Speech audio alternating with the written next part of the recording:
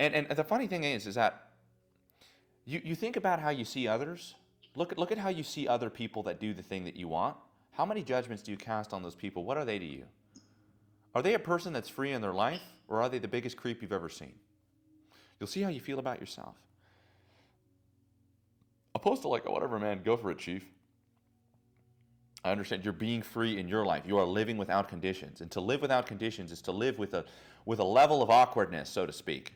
It's not an easy thing to do to live without conditions. Conditions keep you safe. That's what you like. You're familiar with conditions. You know, for particularly Ed, I think it'd be a very interesting drill for you to do is to step outside of all the things that you think give you value. That's also a really good thing to do. Like take off the status symbols. Actually step away from the BMW. If you're going to park, don't do valet. Park the car around the corner, walk in as you are. White t-shirt, black pants. Black shirt, black pants. Who are you? Strip yourself down. And I often notice that when you could start building yourself up from the ground up, that's where these things happen. So taking the movie, the Count of Monte Cristo movie, I don't want to really ruin it for you guys, but there's something very interesting, even about the Joseph story in the Bible, is that where does Joseph find his ability to interpret Pharaoh's dream? In the cellar. In the fucking cellar. And everybody's here is like, well, I have to interpret the dream by studying enough dream analysis. It's like, no, you find who you are at the bottom in the dungeon where nobody is there, and there's just you and the wise old man, perhaps. You and the books that you have to read. You and the people that are around you. So, you know, there's something very interesting about this, and it's honestly because I think that humanity was taken away from us. And I'll tell you how humanity was taken away from us. You got this thing, this anti-human device that allows you to think that you have an understanding that there's something outside of where you're at. You're either an idiot, because that's probably not the case, or you're unconscious, which is probably more likely. So you're unconscious of the fact that you're constantly being pulled out of the environments that you're in that allow you to access your greatness. Because perhaps you're supposed to be in those environments, but you're not accepting those environments. And I think that there's something very interesting about being locked in, right? Acceptance involves that. Like you look around the environment that you're in, opposed to trying to change it all the time. I saw some guy on YouTube say, you need to find the wealthiest guys in your group. You need to find guys that are top level dudes. You got to walk out, you got to leave. What if you're locked in a cellar? What if you're locked in? How would you make the best of it? Don't you feel like there's a part of you that would be more determined, more disciplined? Isn't there a part of you that could access some self-interest, right? If these are the motherfuckers I'm with, and these are the motherfuckers that keep taking from my food, and I'm going to be stuck with them the rest of my life, and I get upset when they take my slice of pizza, you're going to fight. Why? Because that's the only alternative. So perhaps what you guys need is a little more confinements in the reality that you're in, opposed to thinking that there's a better one outside of the one you're in. No, there's a better you in the environment that you're in, and you're not learning from what's around you to access that. Go for it, Ed. So, probably going to ruin the movie for some people, but I have to ask. So, earlier you said, like, you know, what do you think we could accomplish if we just had, you know, sheer focus and determination to better ourselves, kind of like what Edmond Dantes did when he was in jail. But the question I have is, he learned how to do all those things so he could get revenge against the people he thought may or may have, you know, wronged him. And so, is it really for self-betterment, or is it for self-betterment to get revenge? Well, there's something very interesting here. Powerful driving emotions. Mm-hmm. Hatred, you flip it the coin, it's love. So there's something very interesting about what actually drove him was love, whether he liked it or not. And there's something that is so powerful about that. We understand that hatred is one of the most powerful emotions you can have, and then we often tell ourselves we'll let go of that hatred. But the truth is that you need to understand what that hatred is rooted in. It's rooted in pain. Now, often a lot of people don't understand that they can access this. They can access it and utilize it as a driving force. It is a driving force. Now, there's something interesting about the Edmund character. For example, take Joseph. Same story. He was betrayed by his brothers, and he was a big dreamer. And what is the one thing that everybody hates about dreamers? He was extraordinarily blessed and blessed with favor. He was good looking, and his dad loved him. What did everybody else do? They saw him as an embodiment of God's cruelty and couldn't stand with the reality that God would focus on somebody differently, right? So they're already pulling all of their power outside of themselves and not looking at their brother as a blessing in their life. They're looking at their brother as a competition for the love that they can get from their divine father, right? And so what do they do with him? The second they see him, they go, let's kill him. And then the brothers settled on something, which was, we're going to kill him, but we don't know what to do. What's going to be his, so to speak, his castration process? Let's throw him in the pit. And by the way, just so you know that the archetypal success story is manifested in the Joseph story. So if you want to understand the first story that you can ever internalize about how success is created, this is how success is created. It's not through you working your meaningless task until you're fucking Warren Buffett, 55 years old, and nobody gives a fat fuck. It's actually when you start doing things for yourself because those are the right things to do right now. Wealth is not made in a series of years. It's not. It's made through you opening up to what you can do in a day. The decisions that you can make in a day. The bigger those decisions are that you can make in a day, the more wealth that you can have. So you often think about it like, okay, if I build myself up to make 2 big decisions, then that's, okay, great. But how many decisions can you make? How many choices can you make is truly the goal of your life. So he gets thrown in the pit, and by the way, he feels this complete and total feeling of betrayal. His brothers, of course, sure, there's contention, but to the point that they would kill him? Why? About some dreams? And of course, what do you think it's like to look at a young man who's more gifted than you? You're looking at somebody who has more access than you do. What does that make you feel towards yourself? Well, you're probably not secure enough to access the part that he's your friend, so what is that saying about you? Because that's part of us that often like, okay, look, you want a beautiful woman? Maybe you're not the best looking guy, but you have a beautiful woman. Who's bitching? Right? But instead, you go, wait, the fact that something can be like that only reminds me of how ugly I am. Let me remove that from my life because I can't have it. I see myself as disgraceful. So the Cain and Abel story is inherently what starts the arc of the Torah, or the Bible, and it ends off with Joseph in the pit. So Joseph gets thrown in the pit, and in fact, before they can make their decision, Midianites traders pull him out and sell him to Egypt. And so the brothers come back, they're like, where did he go? What did Joseph feel in the pit? All of his brothers, not one of them did he know wanted to save his life. There was only one, which was Reuben, but he's the big fuck up in the family, which is interesting. And Judah said to sell him. Now, you look at the arc of the story, and it's really beautiful, and you'll see how this kind of mirrors the Count of Monte Cristo story. He goes into Potiphar's house, and in Potiphar's house, he's also blessed with favor, because he was blessed with favor in everything that he did in his life. God was always with him. It's a metaphor for inherently that there's a force there that has never abandoned him that allowed him to access that charm and charisma. So eventually he goes up the ranks in the house of Potiphar. And then what happens in the house of Potiphar is apparently the most smoking hot woman there is Potiphar's wife. She tries to pull moves on Joseph. Joseph, with no reason to say no, except this is the wrong thing, steps away. Potiphar finds out, throws him in the cellar. Locked in for, if there's almost 10 years locked in there. So now in the bottom of there, what ends up happening? You're locked in, right? Isn't that interesting? It's a frame that we often use. You're locked in. You're focused, right? And so he's locked in the cellar. God, so to speak, abandoned him. So from one pit into another situation where things are looking good, back into another pit. And by the way, debatably darker than the one that you left. And by the way, what is the emotion he's feeling the whole time? Abandonment from his brothers. All of them. He felt it not once, like Edmund did, 12 times or 11 times. Now, there's also something really interesting here. Is that even in the Count of Monte Cristo story, there's the one redeemable person, the person that didn't hurt him. But let's get into it before. Where did Joseph find his ability? In his dream interpretation. Where did he find it? At the bottom. Why? You got nothing to fucking lose. My dream interpretation could be right or wrong, but I'm going to roll with it because if I'm right, I can get out. If I'm wrong, I stay here. But if I'm right and my gift is real and from God, I can interpret Pharaoh's dream. Which is what he tells him, hey, send a word out in case anybody up there needs help interpreting. And that's all it needs. And of course, the cupbearer forgets. One of the persons he dreams a dream gets put to death. The other one gets restored back to his position. So it's a 50-50, right? And then inherently what happens is Pharaoh has this one big dream. And he has a hard time interpreting it. He gathers all the best necromancers and astrologists and dream interpreters. None of them could interpret it to his satisfaction. And then the cupbearer goes, hey, there's a guy downstairs that interpreted my dream to be real. And then in a series of things, they cut his hair, they clean him up, they bring him up to Pharaoh, they get him on his knees, and they're like, Pharaoh says, here's a dream, I dreamt this dream, interpret it for me. And he's like, well, who interprets your dreams? Like, clearly these matters are from God. They're from a higher source. They're coming from something beyond myself. I'm not taking any credit here, and that's why I can receive it. There's an access point that you can have. First off, can we also talk about how much betrayal and how much emotion he's feeling? All the fucking time. He doesn't have a home. His home has been a pit.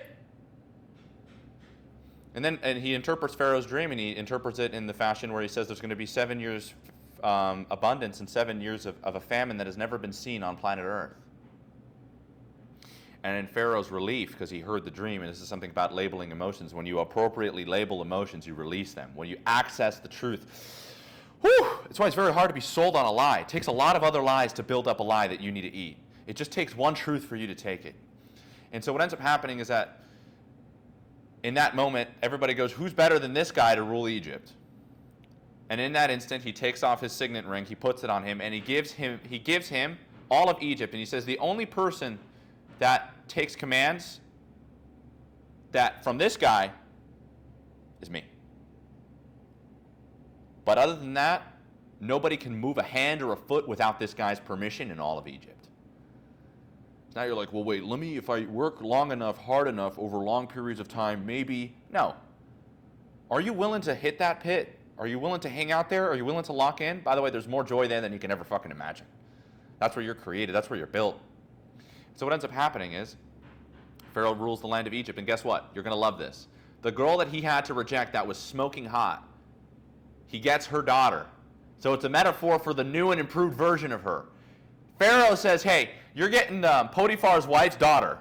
So it's like he got the thing that he had to say no to at the time, but it was so bad. She was married, right? That's the worst of the worst. And instead, he's like, you know what? Because you overcame that, not only will you be the viceroy of Egypt and rule it, here's the wife that you rejected daughter, so the better version of her, and he has 2 sons. And the 2 sons are Ephraim and Manasseh, and they're the resolution of Cain and Abel.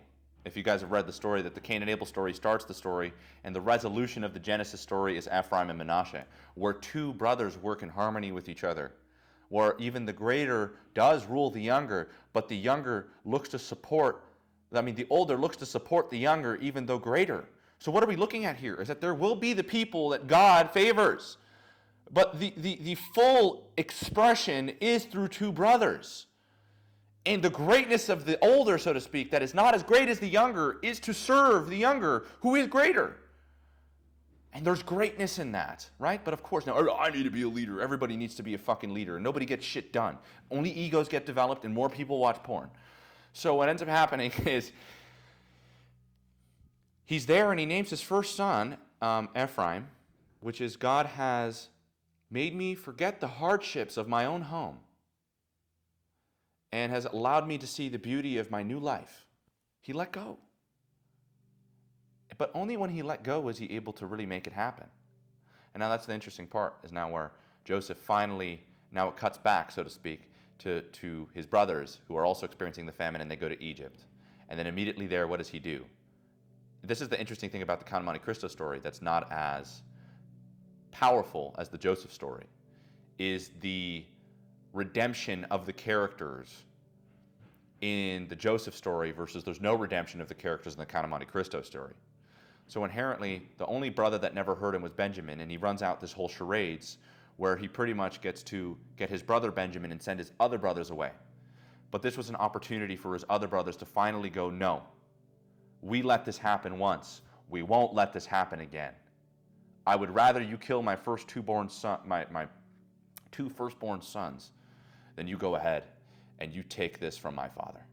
I will not let him experience that pain again, and I will not let that wrong ever happen. And that's eventually when Joseph goes clear the room. I am Joseph. Is my father still around? Is my father still alive? And so now you're like, well, this is an insane story. He didn't even seek the vengeance out. And it's like, well, how could he seek the vengeance when all of these things happen for a higher purpose? The Count of Monte Cristo story does the same thing, that there was a higher purpose for him to go through with that because the corruption in the institution has gone too far. So what are we here to do? It's not just to live good lives. It's to access the part of ourselves and to achieve that purpose, because that's why we're here. We're here to do good for the world, not just live a decent life or a life where your needs are met. We're here to do good. Do you understand what good entails? Is that you need to be thrown into a cellar to access it, because it's the only place where you can recognize it. And so I recognize that myself. It's like, you guys are trying to run away from the cellar. We're here to do good. You're not just here to meet the girl, pay the bills, and fuck off. You're here to deeply challenge yourself. You're here to see what it's like to find your own breaking points. And these stories function as not only inspiration, they function as truth for us to recognize that at the end of the day, there's harmony and more blessings than ever imagined due to this tragedy. So, are you better for your shit? Are you better for the things that didn't work out for you? Or are you just a victim of it? And so I often recognize that that story is inherently the epitome of success, because it amounted to a universal goodness. But have you guys noticed that it started with the family, the personal? It started in the cellar. And then he ruled the world. And that's what Egypt was at the time, the superpower of all of the world. Because guess where all the world went when there was a famine? To Egypt. So you're telling me that if you fixed your family shit and you integrated a lot of your personal darkness and you found the depths that you have to access and the parts of you that you really want to embody and are inspired by, that you would change the world? Absolutely. Because there's no way in reality to where you don't fix things on an internal level and it does not manifest itself in the external. So the whole point of today is just really about accessing the things that you could do for yourself to unlock more about who you are. That's the only thing that'll make you feel fulfilled. I was with a girl 2 years ago, and I remember this is before I found my purpose. I was the biggest player. I made money. I didn't care. I was 22. I was on top of the world. I could speak better than 45-year-olds. I had better ideas than anybody else. And all I would do is fuck around. It was just me and my friend. It was Peter Pan, and we were just experiencing life. And of course, I met a girl at the time, and she was exceptional in every way possible. We would watch anime, and we'd go out the next morning. I'd work the clients that I had, and I honestly never felt so much joy for life than I ever have at that point. But there was something really interesting about it. You will not be fulfilled. And I recognize that there's a certain point where once I created this internal peace with myself, I recognized the only thing I wanted more was to grow. That's it. Let me tell you something about this girl. There was nobody in the world that I could spend more time with, that I could talk for longer hours, that I could make love to more often, that I could bring around with my friends and could effortlessly interact with all of them. But there was also nobody who never allowed me to grow like that person did. I could not grow with her. Do you want to know how? 4 months went down the line. I wasn't challenged a bit. Not a single part of me grew. I was 4 months the same man. And I guarantee you that when you put yourself in a job that pays you the $350K or whatever it is, and it does not grow or challenge you, you will not be satisfied. You will walk out. And so that was the crazy thing to me, is that I look at her and I'm like, dude, we've been here for 4 months. Nothing's changed. I'm feeling the exact same amount of emotion I felt at the beginning, but nothing has progressed. Let's try that. And of course, the second you start to try something that clearly couldn't access that internal growth, it falls apart. And by the way, although that was the person that I probably loved unconditionally up to that point, was also the person that I left because it was not the person that grew me. My friend that I was Peter Pan with, what's Peter Pan a metaphor for? Never growing up. I was stuck in Neverland. I would never grow up. Just like him. Watch the animes I used to love. Enjoy the fun things that I used to know. But never challenge the parts of myself that I knew I needed to access. That's the only reason why I could leave her, is because I knew there could be more in me. It was not protective because the relationship was falling apart. It was becoming fully aware, finally for the first time in my life, recognizing that there is a purpose sent from God to me. And every single one of you guys have that, a purpose. It's intrinsic in all of us. And if the things around you do not grow you, and do not serve you, and do not build you, and don't challenge you, well, then those will be the things that you tear apart later to grow. And you'll lose it. It's like having to cut off your own arm, opposed to realizing you could just unlock the bolt. You become so convinced that the things are locked in that eventually you cut your own arm off. But by the way, guess what? Even sometimes it's worth it. The desire to grow is intrinsic. Because if we don't just fall apart externally. We internally collapse. So I thought that I was about having everything that you can need. And it's like, no. It's actually about being in an environment where everything about that person challenges you to be the best version of yourself. Because that's truly somebody that loves you. Somebody that challenges you. Somebody that looks at you and goes, maybe has to say the harsh things to you. Sometimes it's kind and affectionate and compassionate. And sometimes it's harsh and critical and heavy. But when you understand that these things are there so that you can actually grow, then it's an act of love. So what is love? It's the thing that waters us to grow. And then perhaps maybe even the Count of Monte Cristo story, and perhaps even the Joseph story, feeling hatred was the one thing that he had towards the people he loved. And so perhaps that's why he felt it. So was hatred after all? Or was it the last bit of love that he was able to feel towards those people? Because if he let go of it, what would he have? You want to know something about the story? I won't ruin it for you. Go watch it. But there's a point in it where he lets go. And he lets go. And there's a dialogue that he has. And he goes, I won't tell you who he says it to, but he goes, if you take away my hate, what will I have? And I found that beautiful. And I recognize that, yeah, there's a lot of romance in that too. So perhaps it's always been love. But why is it that you hold on to the hate? Because perhaps that's what blinds you, and the love allows you to see what you do have. So there's a choice, and we all have that choice, and that choice to be better. You know, Carlos did something. Carlos, before he made a decision, Carlos now, come on. 22 years young. The world is his. There's a reason why you left. She didn't grow you. She tore you apart. And there's a reason why you were with her, because you were afraid of growing and how much that'll challenge you and how much more of a fool you need to make of yourself. I recognize there's something about the movie. It was like, lose your mind for yourself. Can you do it? Can you lose your mind for yourself without any of the insecurities, without any of the protective mechanisms? Can you understand this journey of why we're here? To discover ourselves and to unlock every single beautiful aspect that we're probably just too afraid to, because every time it's uncomfortable, right? Would you ever think about it like, what would I become if I actually just made a commitment to a higher ideal? Just a commitment to a higher ideal. To change the behaviors that I have, who would I become? Would I feel that this person would have not only more beautiful things, I believe that that person would be somebody who's more me. And that's what I'm here to do. To access more of that me. On the other side of looking like an idiot. Maybe starting a few arguments. But I think that there's something really powerful about tapping into that self-interest. Because finally when you do that, you have the ability to love. And you have the ability to love yourself. And once you do that, you'll just see everybody else doing that back for you. So much more to life, guys. So much more to life. It's not the vacations. It's not the Mykonos beach house. It's not the fucking sports car. It's the environments that actually allow you to grow, to become the better version of yourself, because that is the only thing that will fulfill you. The only thing that will fulfill you. Not anybody else's opinion, not anybody else's validation. It's the things that you do for yourself that are true to you, that make you a better man for it. The only thing that will make you be fulfilled is being a good man and understanding how you have to access that.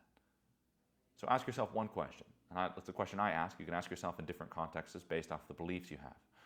But I said, what does God want from me?